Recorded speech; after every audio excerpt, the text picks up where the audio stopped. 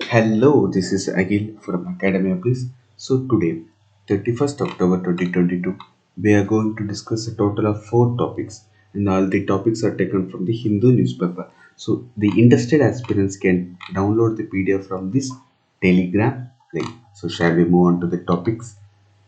So the first topic is the extra constitutional delusions of Raj Bhavan. So this topic has been in trend for past 2 weeks, right? So we will be discussing the details, right? It said, means governor has said that in his tweet that statements of individual ministers that lower the dignity of office of governor can invite action including withdrawal of pressure. So it said that if any ministers lowers the dignity, means if it insults the governor, governor can dismiss him. That is what it has written. The governor can invite action including the withdrawal of pleasure. So, but going by Article 164 of 1 of the Constitution, the minister shall hold office during the pleasure of governor. The indication was clear. The minister shall, so see clearly in Article 164 of 1, in Article 164 of 1, it has been said that the ministers shall hold the office during the pleasure of governor. So what he said is right according to the Article 164 of 1. This was made even more apparent when the governor sent a letter to the Kerala CM asking him to act against the state finance minister who, according to the governor, has ceased to enjoy the governor's pleasure. So, the governor has two types of powers. One is according to the one he has to act according to the constitution, and other he has some statutory powers, right? So some powers are explained in constitution that how he has to act while he is in office, and some powers are not explained in constitution and it is known as statutory powers. So the governor's other moves in meantime for ousting vice chancellors of universities in state alleging deficits in their appointment process is purported to be the in exercise of his statutory power as a chancellor. So you know that in maximum states the governor will be appointed as the chancellor of the state universities. So he is the chancellor and he has the power to appoint or remove the vice chancellors of the university. So as against the ministers, he has no such special power. He can only act within the bounds of constitution. So in the case of ministers, he can act only what it is written in the constitution. But it is not like that in case of vice chancellors. So we will be seeing what it is written in constitution, other constitution articles, right? So constitution provisions cannot be read in isolation. We cannot see only article 164 of 1. So in article 163 of 1 it says that the council of ministers must aid and advise the governor. So here in article 163 of 1 it says that Council of Ministers must aid and advise the governor, right?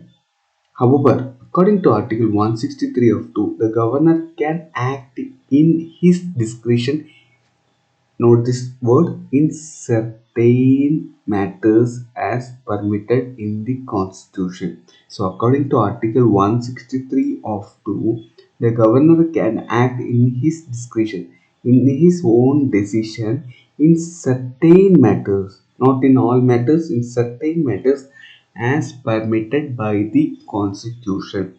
This would mean that governor is generally bound by the cabinet decision. So, here in Article 163 of 2, we have read what is given in Article 163 of 2. So it indirectly says that governor is generally bound by the cabinet decision. So we will be having question what is certain matters and it is discussed in the constitution, right? When he has a legitimate right to invoke his discretion, say for example, in deciding on sanctions to prosecute a cabinet minister or in his decisions as an administrative or a union territory as per the orders of President of India. So we know that states are governed by CM. Even some union territories like Delhi and Puducherry is governed by CM. But the LG, Lieutenant Governor or Administrator, has also power in administrating the union territories apart from CM, right? So in certain decisions, such as in union territories, LG has power to exercise his power in advice of President of India. Actually, union territories are ruled by central government, that is President of India, but actions can be taken by lieutenant government on the orders of President of India. So, Article 164, which contains the provision relevant in the context of Kerala's governor tweet and letter, is inseparable from Article 163. This is what here they have said. Articles cannot be read in isolation. Articles has to be read in comparison with other articles also. Then only we can get the clear picture what it is written in that constitution. Okay, so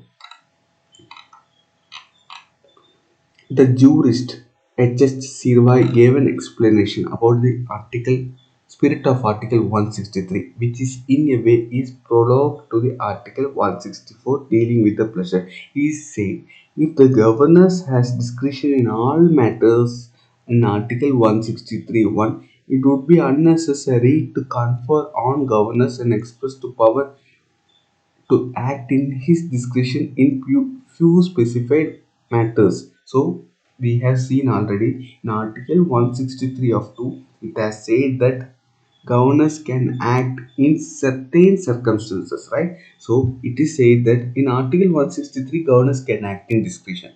But in Article 163 of 2, it has said that in certain circumstances only the governor can act in his discretion. So we have to read Article 163 of 2 before deciding what is written in Article 163 of 1, right? So one finds a democratical reading of Article 164 in constitutional bench judgment of Supreme Court. So even Supreme Court has given judgment in regarding to Article 164, and the case is Shamsher Singh versus State of Punjab, 1974. Case is Shamsher Singh versus State of Punjab, 1974. Right? So if you see the date clearly, it is during the era of our Prime Minister Indira Gandhi. On that time only, there was a lot of dismissal of state governments. So this was related to the Indira Gandhi's era. So we will see what the case is about. In Shamsher Singh, for the purpose of comparison, the Supreme Court extracted Dr. B.R. Ambedkar's introductory statement made on November 4, 1948 in Constituent Assembly, which said, "A President of United States is not bound to accept any advice tendered to him by any of his secretaries." So we know that the constitution is made with the references from many constitutions across this world. So, in the comparison, he said about our Indian constitution and United States constitution. In United States constitution, the president is not bound to hear anyone's advice. He can act on his own discretion. But it is not in the case of President of Indian Union. He is generally bound by the advisors of his minister. Right? The President of United States can dismiss any secretary at any time. The President of Indian Union has no power to do so, so long as he has his ministers command a majority in the parliament. So when there is a majority in parliament, he cannot do or he can't remove any ministers from the parliament. Right? The same principles apply to the governor also. Since the union minister also holds the office during the pleasure of president as in Article 75 of 2. So Article 75 of 2 deals with the same matters but it deals with the president and the union ministers. But Article 163 and 164 deals with the governor with the state ministers, right? So Union Minister also holds office during the pleasure of President as an article withdrawal of pleasure without the advice of Council of Ministers as indicated in Rajbhavan is a misconception. So it is a wrong thing. It's a misconception. A titular head. Understanding the constitution meaning of Article 164 of 1, which is different from its literal meaning, requires a historical reading of provisions. The draft constitution. So we know the constitution is not made in a singular reading. The constitution is made out of 11 sessions, around 2 years, 11 months, and some years, some days, right? So around 3 years.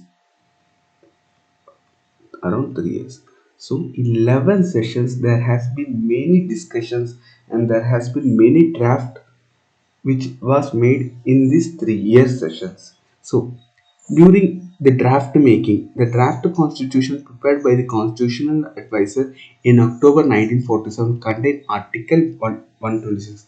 This is not the present constitution, it was a draft constitution. The articles have changed, but we are saying the draft constitution. So, in Article 126 of draft constitution, governor's minister shall be chosen and summoned by the governor and shall hold office during his pleasure.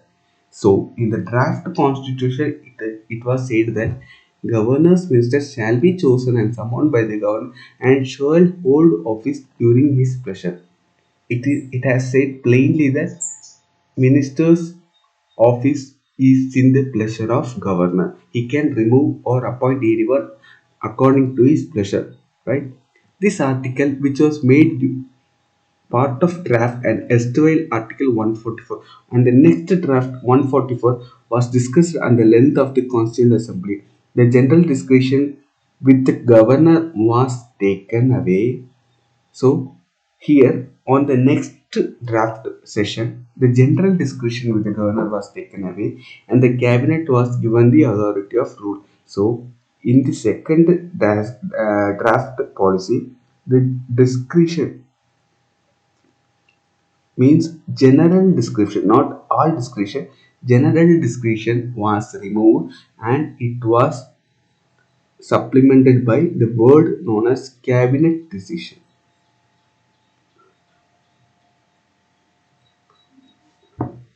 So, the cabinet was given the authority to rule. The amendment to the draft Article 144 moved by the B.R. Ambedkar resulted in the present constitutional scheme of Article 163 and 164. So, from Article 126, in Article 126, it gave the governor the power to appoint or remove any minister according to his discretion. In Article 144, again the draft constitution, in Article 144, it removed the discretion, general discretion power of governor. Instead of that, it gave power to the cabinet rule. And again, in our next draft constitution, that is the final, now it was replaced by Article 163 and 164, which we are currently viewing, right? So referring to the speech of Ambedkar and Subhash Kashyap has put it quickly. The words during pleasure was always understood to mean that pleasure should not continue when the minister had lost the confidence. So this pleasure, as I have already said, this pleasure can be the governor's power can be implemented only when there is no majority in the cabinet.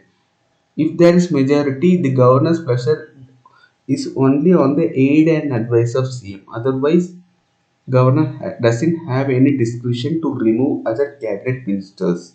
So pleasure should not continue when the ministry had lost the confidence of the majority and the moment ministry lost the confidence of majority. The governor's office is not something new. It has a colonial origin. The Government of India Act 1858 said that there shall be a Governor General in the Kolkata and other governors in other states such as Bombay, Madras. Right? So it came from the Government of India Act 1858 and subsequently it was promulgated on next government acts till Government of India Act 1935.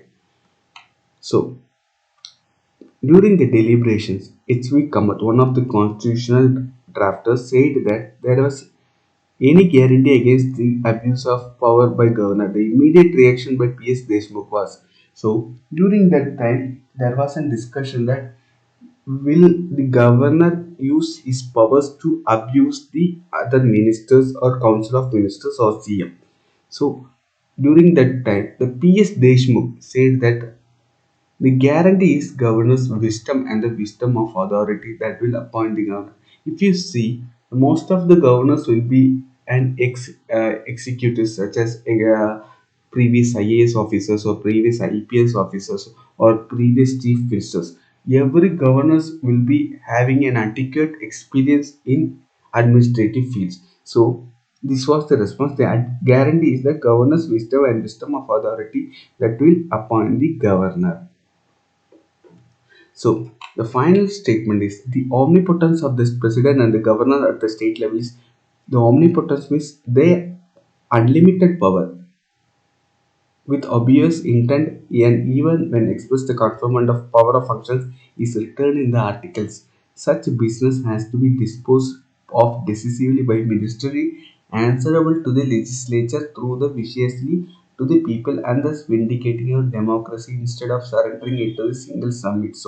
So the omnipotence, the unlimited powers of president and governor shall be in the level of what the constitution and the articles have said. It cannot do other than what the constitution and articles have said. This is the constitution. So constitution bench has to prevail over the governor's tweet and letter.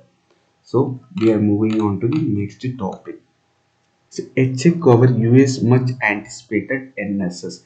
NSS means National Security Strategy. Uh, From 1986 onwards, the United States government has been releasing national security strategy under every president's term, right? So, United States has launched this much anticipated NSS. It has been released from the Goldwater Nichols Department of Defense Reorganization Act of 1986. Under this act, they are releasing the NSS. So, NSS reflects about certain how of the government views about national security agenda. Alternately, NSS also gives Congress the opportunity to assess the cost country will have to bear the areas of investments to achieve the national security goals. US seeks to sustain US leadership, improve US economy, build a vast network of alliances and partnerships. See here, counter China as a strategic competitor and Russia as a disruptor. You have to understand these words. Counter China as a strategic competitor. So, at the present terms, US is viewing China as its strategic competitor, but Russia as only as a disruptor and boost US competitiveness and defend democracy. It also discusses about the comprehensive set of transnational challenges tying with the domestic with the international.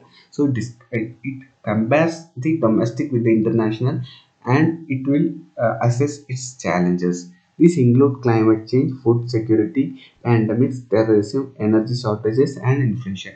Besides the administrators, NSS has considerable focus on outer space security and governance. NSS lays down three main fulcrums of US strategy going forward: invest, build, and modernize.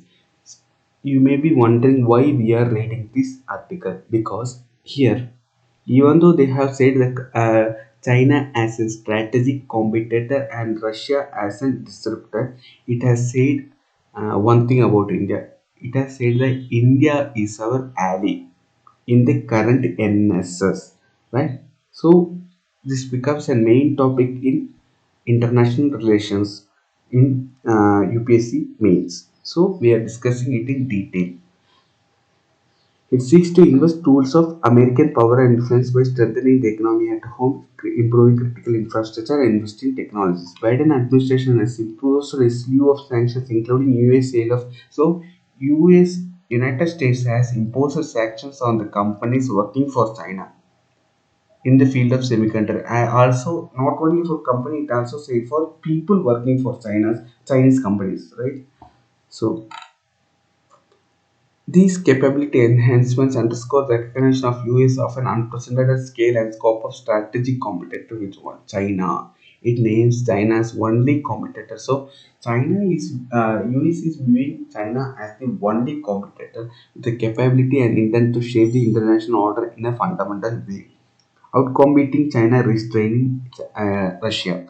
The NSS takes both a long-term and immediate view of China threat and challenges emerging from Beijing, while it seeks to outline joint strategy to tackle external challenges for US by outcompeting China and constraining Russia. It symmetrically titling the focus on threat from China despite an active war in which Russia is involved. So even though Russia is actively involved in war, it is focusing on the indirect threats that is coming from China. The Biden administration places competition with China at the center of decadal outlook, which is increasingly globally in character and most pronounced in Indo-Pacific region. So right now we know that in past, United States has been actively concentrating on South Asian regions such as Afghanistan uh, and in Middle East countries like Iraq. But now US concentration is actively on Indo-Pacific region across a range of domains such as economic, technology, development, security, global governance, and diplomacy. The NS is clear about the opposition to any unilateral change to Taiwan's status by China, pretending to be contested Indo-Pacific region between China on one hand and a host of democratic partners on the other. Therefore, the forging collective capacity through international partnerships and creating new alliances for tackling shared challenges lie at the heart of NSS. This also forms an essential strategy for US to synchronously compete with China, constrain Russia. It also deals with other issues such as communicable diseases, food security, inflation. The NSS makes a serious case for downgraded Russian economy military. So it also looks for China as a competitor and it's also looking for Russia also, but not on the scale of China. It even fills the gap of Russia and China with countries such as Japan to India to fill the emerging gaps. So the Biden administrator and NSS identify India as a now we are dealing with India as a partner. Biden administration NSS identifies India as a both in a bilateral and multilateral partner in Indo-Pacific. Multilateral means Quad, right? Bilateral means agreements between India and United States specifically. But more importantly, status as a large democracy and major defense partner. As India looks to diversify and indigenize the defense needs for medium and long term, NSS lays up space for partnership between India and US partnership in the Indo-Pacific has been assessed as a critical building for lattice work of see these words we can use this in means lattice work of strong, resilient and mutual reinforcing relationships. Lattice work of strong, resilient and mutual reinforcing relationships through Quad I to U2. I to U2 means India, Israel, UAE and US. So, Mr. Biden's NSS serves three broad purposes.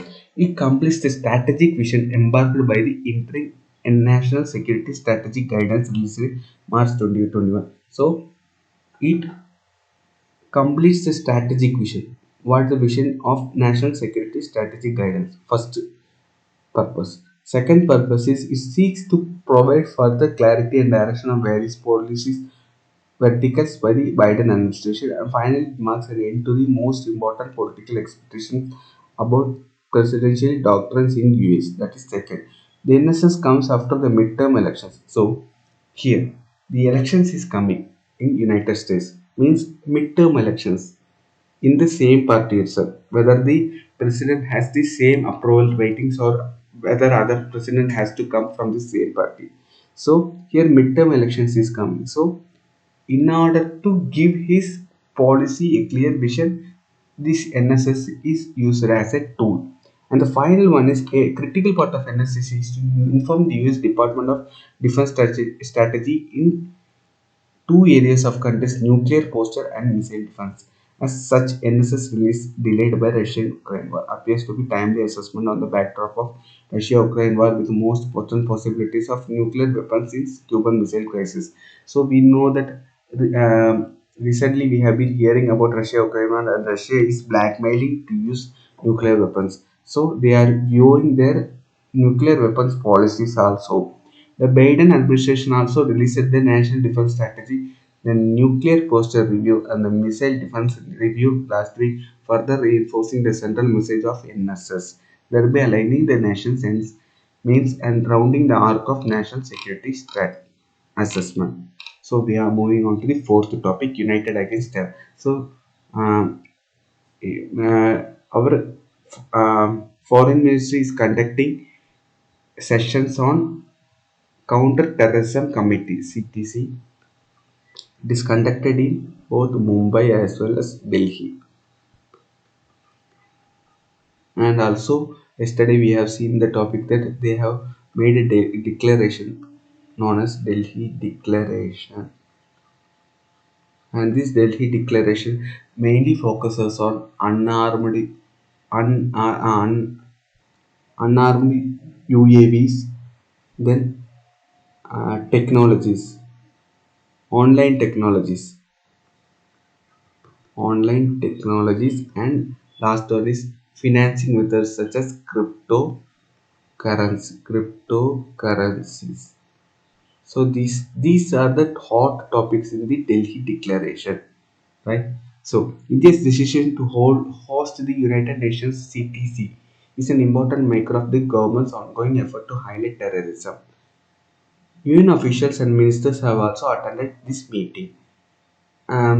India has been long time affected by the terrorism. We know the attacks of 26 bar 11 bar 2008 in Mumbai. So one of the main perpetrators is Ajmal Kasab, right? So we have been longly affected by the terrorism, and India has been actively involved in counter-terrorism measures. During UNSC conference, the attendees heard not only the victims of the attacks but also voice samples of LET recruiter Sajid Mir directing terrorists during the attacks. Even so, Mir now in Pakistan prison on terror financing charges after Pakistan grey-listing and FATF. After India moved Pakistan to FATF, Pakistan has arrested the mastermind of LET, Sajid Mir.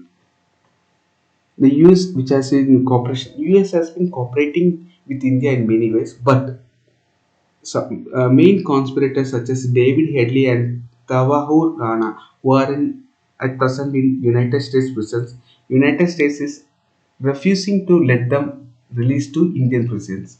So United States, in some ways, it's cooperating, but in some ways, it is also not cooperating, right?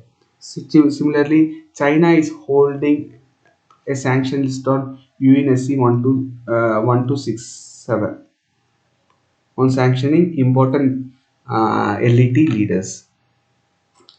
So in Delhi, the CTC was on focus on main topics that we have already discussed. Delhi Declaration on countering the use of new and emerging technologies for the terrorist purpose. So even this can be asked in prelims. So Try to understand it. Don't muck up. Try to understand it. While India has been on, India has been a non-permanent member of UNSC for 2 years, and its time is going to be end. It has only 2 months more as a non-permanent member. So it is stepping up the efforts on making counter-terrorism.